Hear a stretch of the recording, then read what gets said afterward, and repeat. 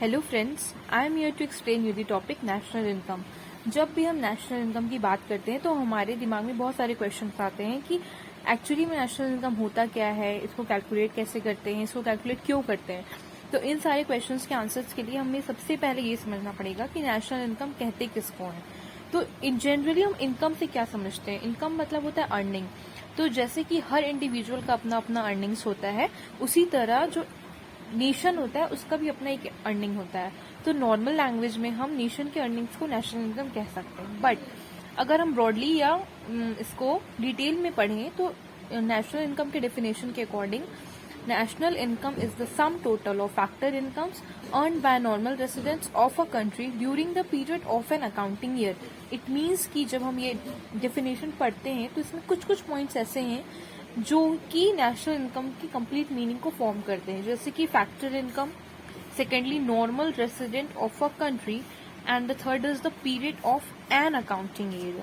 तो जब हम ये पढ़ते हैं तो फैक्टर इनकम हमारे दिमाग में आता है कि फैक्टर इनकम क्या होता है, तो हमें पहले उसको समझना पड़ेगा। सेकेंडली कि नॉर्मल रेसिडेंट अब हम किसको बोलेंगे। रेसिडेंट मतलब कि जो कहीं भी रिसाइड करता है या फिर रहता है, पर यहाँ पे वर्ड आ गया नॉर्मल रेसिडेंट, तो मीन्स कि नेशनल इनकम में इस वर्ड का अपना एक मीनिंग है, अपना एक इम्पोर्टेंस है, तो हम उसको समझेंगे। और the third is a period of an accounting year. तो सबसे पहले जब हम period of an accounting year की बात करें तो period of an accounting year generally means financial year.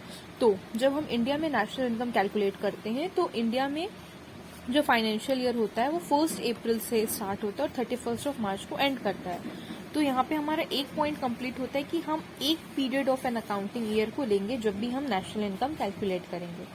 The other thing is factor income. तो फैक्टर इनकम जो रहता है वो फैक्टर्स ऑफ प्रोडक्शन पे मिलता है। ओके, बट जब हम फैक्टर इनकम की बात करेंगे ना, तो इनकम जो होता है 2 तरह का होता है, या तो वो फैक्टर इनकम होगा या ट्रांसफर इनकम होगा। बट जब हम नेशनल इनकम कैलकुलेट करते हैं तो सिर्फ हम फैक्टर इनकम को लेते हैं। Transfer income is not included in national income. Okay, तो जो इनकम होता है वो हमेशा मॉनेटरी टर्म्स में ही होना चाहिए। जो अर्निंग्स है वो हमेशा मनी के टर्म्स में होना चाहिए। क्यों? क्योंकि उसका अपना एक वैल्यू होता है जो हमको हेल्प करते हैं किसमें, कैलकुलेशन में। ओके, अब हम अगर फैक्टर इनकम की बात करें तो जो फैक्टर इनकम होता है वो किससे रिलेटेड होता है, फैक्टर्स ऑफ प्रोडक्शन से। जब भी हम फैक्टर इनकम की बात करेंगे तो फैक्टर्स ऑफ प्रोडक्शन जरूर आएगा, क्योंकि जो फैक्टर्स ऑफ प्रोडक्शन होता है उसी के रिवॉर्ड में हमें फैक्टर इनकम मिलता है।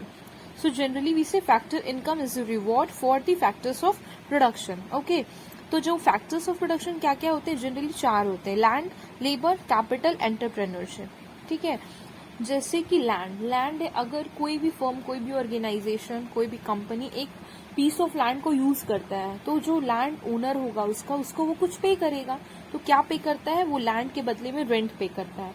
उसी तरह लेबर है, तो लेबर को हम क्या पे करते हैं, कॉम्पनसेशन ऑफ एम्प्लॉइज, उनका कुछ पर्टिकुलर या तो वेजेस पे करेंगे, सैलरी पे करेंगे, कुछ भी उनको पे करेंगे, उनको एक रिवॉर्ड देंगे।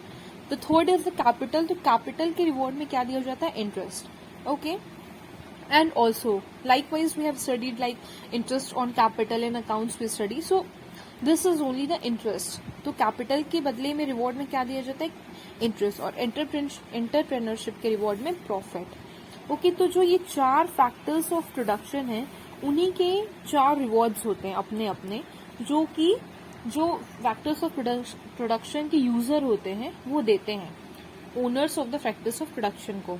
ओके, तो ये चारों रिवॉर्ड जो रहता है उन चारों रिवॉर्ड को हम अपने नेशनल इनकम में इंक्लूड करेंगे। अब जब हम फैक्टर इनकम अगर समझ गए तो हमें फैक्टर पेमेंट समझने में कोई प्रॉब्लम ही नहीं होगी, क्योंकि फैक्टर इनकम किसके लिए इनकम है, जो ओनर है उसके लिए वो इनकम है। बट जो यूज कर रहा है तो वो पे कर रहा है, तो उसके लिए वो पेमेंट है।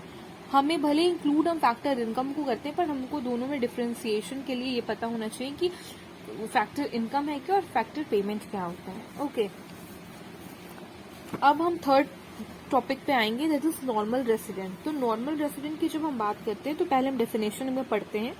Normal resident of a country are those who normally resides within the country concerned and also whose center of economic interest lies in the country concerned। Okay, तो जब हम नॉर्मल रेसिडेंट की बात करेंगे तो नॉर्मल रेसिडेंट डेफिनेशन के according कौन होता है, जो किसी भी पर्टिकुलर कंट्री में, क्योंकि हम यहाँ पे इंडिया की पर्टिकुलरली बात नहीं कर रहे, हम सिर्फ नॉर्मल रेसिडेंट पढ़ रहे हैं। तो नॉर्मल रेसिडेंट वो होता है जो किसी भी पर्टिकुलर कंट्री में 1 साल के लिए रिसाइड करता है, 1 साल के लिए रहता है, और उसका जो भी इकोनॉमिक इंटरेस्ट होता है वो भी उसी कंट्री के लिए होता है। तो उस पर्टिकुलर पर्सन को, चाहे वो इंडिविजुअल हो, वो फर्म हो, उसके बहुत सारे कैटेगरीज आते हैं, उन सबको हम क्या कहेंगे, नॉर्मल रेसिडेंट। ओके, अगर हम सिंपली समझे तो बस यही है, कोई भी पर्सन किसी भी कंट्री में अगर 1 साल के लिए रहता है और जो वो काम करता है उसका जो इकोनॉमिक इंटरेस्ट है वो भी उसी कंट्री के लिए, तो वो पर्सन उस कंट्री का नॉर्मल रेसिडेंट। अगर वो उस कंट्री का सिटीजन है या नहीं है डज नॉट मैटर्स, अगर वो उस कंट्री का नॉर्मल रेसिडेंट है तो नेशनल इनकम में वो उसका इनकम इंक्लूडेड होगा। ओके, नाउ हम अगर पढ़ते हैं कि नॉर्मल रेसिडेंट में हम किसको इंक्लूड करेंगे और किसको नहीं करेंगे, तो सबसे पहला इंडिविजुअल या इंस्टीट्यूशन कोई भी हो, अगर condition criteria we can say वही है कि अगर वो 1 साल के लिए रहता है, उसका इकोनॉमिक इंटरेस्ट 1 साल के लिए उसी कंट्री के लिए है, तो वो नॉर्मल रेसिडेंट है। सेकेंड क्या है, अगर कोई भी हमारे कंट्री का सिटीजन है बट वो किसी इंटरनेशनल ऑर्गेनाइजेशन में काम कर रहा है, जैसे IMF और WHO, एनी इंटरनेशनल ऑर्गेनाइजेशन में काम कर रहा है, तो वो है तो हमारी कंट्री का सिटीजन, इसीलिए वो नॉर्मल रेसिडेंट कहलाएगा। द थर्ड इज कि कोई भी पर्सन अगर हमारी कंट्री का सिटीजन नहीं है लेकिन हमारे कंट्री में, इंडिया में, वो 1 साल या 1 साल से ज्यादा रह रहा है, तो वो नॉर्मल रेसिडेंट कहलाएगा। द फोर्थ इज अगर कोई भी पर्सन हमारी कंट्री का है, हमारे सिटीजन कोई भी पर्सन है वो हमारी कंट्री का है लेकिन वो कहाँ रह रहा है, अब्रॉड में रह रहा है, पर वो अब्रॉड में 1 साल तक नहीं रहा, सिर्फ 6 to 7 मंथ्स रहा, या फिर 1 साल से कम 11 मंथ्स भी रहा, पर तो वो क्या कहलाएगा, नॉर्मल रेसिडेंट इंडिया का ही कहलाएगा, क्योंकि उसका पीरियड ऑफ 1 ईयर कंप्लीट नहीं हुआ है। ओके, अब किसको हम इंक्लूड नहीं करेंगे, ऐसे फॉरेनर्स जो हमारे कंट्री में आए हैं घूमने के लिए, खेलने के लिए, ट्रैवलिंग पर्पस के लिए, टूरिज्म के लिए, स्टडीज के लिए, तो उन लोगों को हम नॉर्मल रेसिडेंट नहीं कहेंगे। ओके, अदर ऑफिशियल्स और डिप्लोमेट्स जो कि है तो फॉरेन कंट्रीज के बट पोस्टेड कहाँ है, हमारे कंट्रीज में, तो उनको भी हम अपने नेशनल इनकम में इंक्लूड नहीं करेंगे, वो भी नॉर्मल रेसिडेंट नहीं कहलाएंगे। नेशनल इनकम में सिर्फ 3 ही चीज इंक्लूड करते हैं, एक तो फैक्टर इनकम, दूसरा फैक्टर इनकम किसका होना चाहिए, वो नॉर्मल रेसिडेंट होना चाहिए, और उसका पीरियड ऑफ टाइम क्या होना चाहिए, period of time an accounting year, मतलब कि 1 अकाउंटिंग ईयर। इन तीनों चीज को जब हम एक साथ कंबाइन करेंगे तो वो क्या निकल के आता है, वो हमारा नेशनल इनकम निकल के आता है। तो वो डेफिनेशन यहाँ पे कंप्लीट होता है कि national income is the sum total of the factor income of the normal residence of a country for the period of an accounting year. Okay, thank you.